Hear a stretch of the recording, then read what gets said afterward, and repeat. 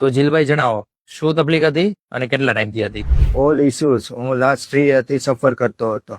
મને ફેસ પર બહુ મોટા વધારે પિમ્પલ્સ હતા, જે બહુ પેન ફીલ થતું હતું. આ ઉપરાંત મને બેક ઉપર બેક એકને હતા, જે ક્યારેક રાતે સૂતો તો ક્યારેક બ્લડ પણ નીકળી જાય. અને રૂટીન લાઈફમાં શું તકલીફ આવતી હતી? ફર્સ્ટ ઓફ ઓલ મારું ફેસ મને મિરરમાં જોવું નહોતું ગમતું. ધેન કોઈ રિલેટિવ્સ કે ફ્રેન્ડ્સ સામે મળે તો એક જ ક્વેશ્ચન હતો કે તારું ફેસ આટલું ડલ અથવા ખરાબ કેમ દેખાય છે, જેના કારણે મારું કોન્ફિડન્સ એ લેવલ લો થતું હતું.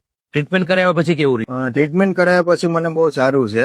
જે પહેલા ખેલ બેક એકને, ચેસ્ટ ઉપર એકને, શોલ્ડર એકને થતા હતા એ મટી ગયા છે.